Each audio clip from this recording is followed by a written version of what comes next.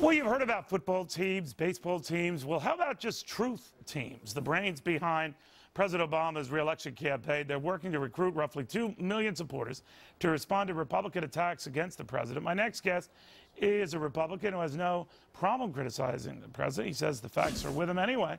Republican Congressman Ron Paul. Congressman, what do you make of these truth squads? I've been waiting so long to hear the truth, so I guess I'm supposed to be reassured. 2 million people rounded up to tell me what the truth is. Sounds more to me like maybe a propaganda team or a propaganda squad is going to go out and give us the spin and do nothing more than more politicking is the way I see it. But I think what they're trying to do, Congressman, is that, and you're very good on the airwaves with your ads. They're very quick. They're rapid fire. Those on the receiving end of them, not big fans. But doing the same to the president, I think the idea is a same day, if not a same hour response. What do you make of that? Well, you know, you can poke fun at it like I am because it does sound silly on the surface. But, you know, politics is a messy business, and we're both on the receiving end and the delivering end, and you try to compensate, and sometimes we don't always think we get a fair shot in the reporting by the various media outlets. So I think that's all what politics is about.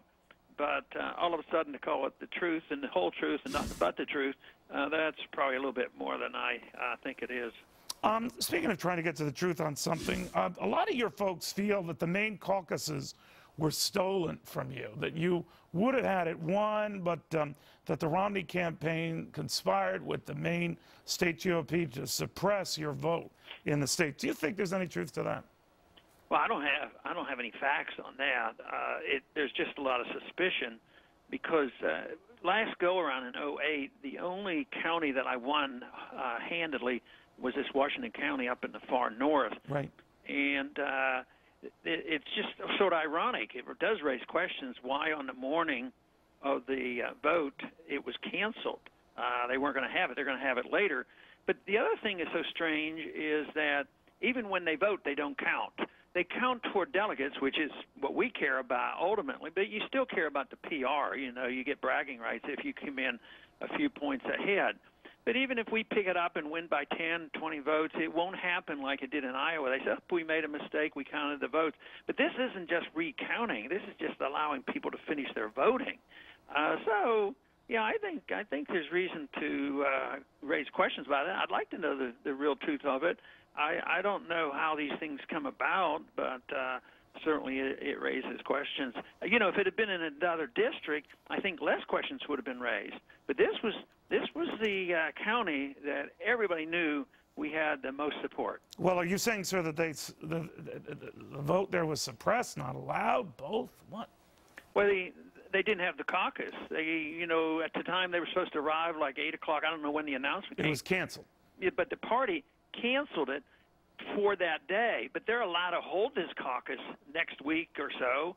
But when they made that announcement of who won the caucus vote, they said even when we hold the vote next week, we are not going to add them up and report back that there's going to be a different winner of the straw vote. So it wouldn't be like Iowa when they recounted or reaffirmed or whatever they called it, that in that case Rick Santorum emerged the victor and not Mitt Romney as was originally thought. Yeah, that is the case. It won't have it because he made it very explicit. But this would even been more justified before it was a recount and they announced it. In this case, they haven't even had a chance to vote. And I think there are several other precincts, you know, not just the one up in the north that we were so interested in. No, they are pointing to a couple of them. The Romney folks saying this is silly, it's not true. But nevertheless, you have not yet won a contest. Right. The others have. You've been racking up delegates along the way, and you've been impressive overall. But you need a W, right? You need a win. Yeah. Well, let's say that ultimately, within a month or so, we think we are going to win the delegates. So, I mean, that's the win that counts even more so than the straw vote. But you're right. I mean, PR-wise, it'd be great to come out some evening and say, oh, you know, we won the straw vote. And in some of the other races where you win the straw vote, you might not win the delegates anyway. Right, so, that's true. But that's what we're going to keep working on. And so far we have been starting the accumulation. But nobody really knows. You see on TV all the time the announcement, so-and-so has so many delegates. There are very few few that are absolutely firm because they have, even the ones we suppose we can guess. It's going to take a couple of months yet to find out who got the delegates. Thank you, Congressman. Good seeing you again. Thank you.